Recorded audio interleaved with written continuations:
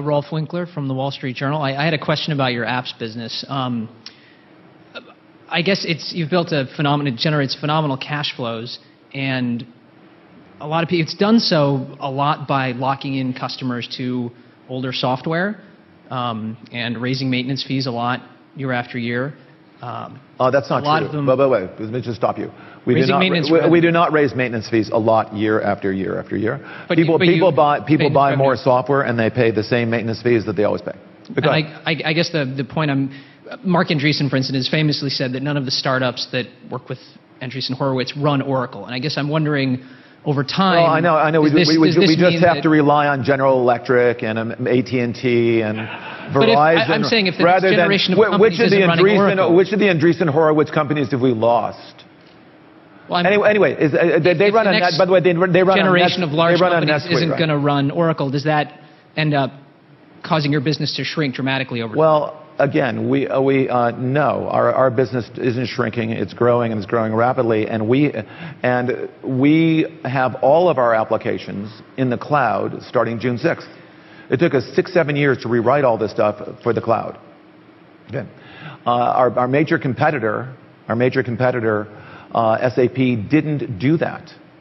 So if you look at the market in total, you have two very large companies, SAP and Oracle, in applications, and then a bunch of smaller... Salesforce and Workday, what about those guys?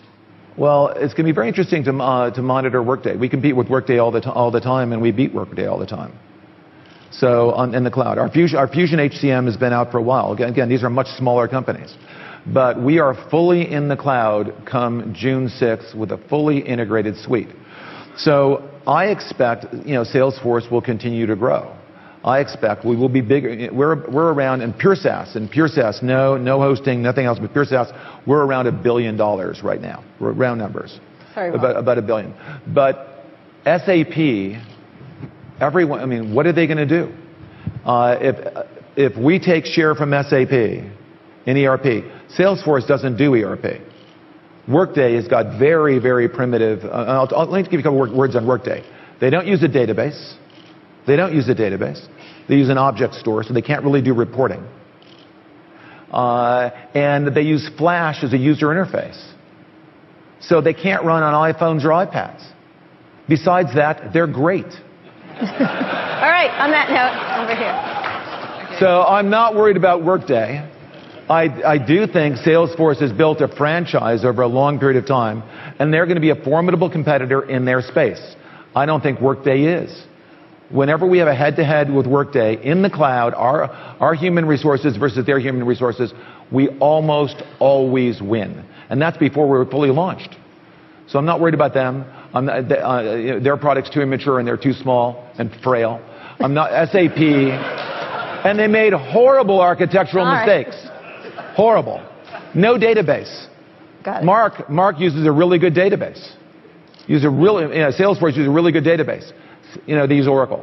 And NetSuite uses a really good database, amazingly good database. They use Oracle. And they use really good middleware. You know what they use? They use Oracle. All right, we're going to get to the next question.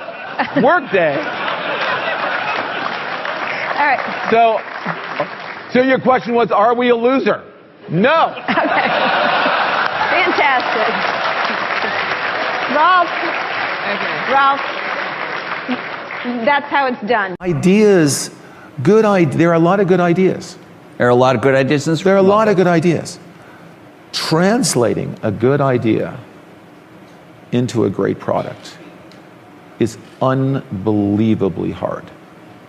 There are so many details. People accuse Steve of stealing, the Macintosh from Xerox, with the Alto computer. I was at Xerox PARC, so I used the Alto a lot. Finishing the Alto and turning that into the Macintosh was enormously complicated, and there were so many things that had to be done that Xerox had not done. There were a few good ideas in the Xerox machine, but Steve would translate good ideas, not always his good ideas, but he would translate good ideas into finished product unlike anyone in our industry. Henry Ford didn't invent the car, but he made it cheap, and he made it popular, and he made it accessible to the American people. Steve would translate good ideas into finished, brilliant products.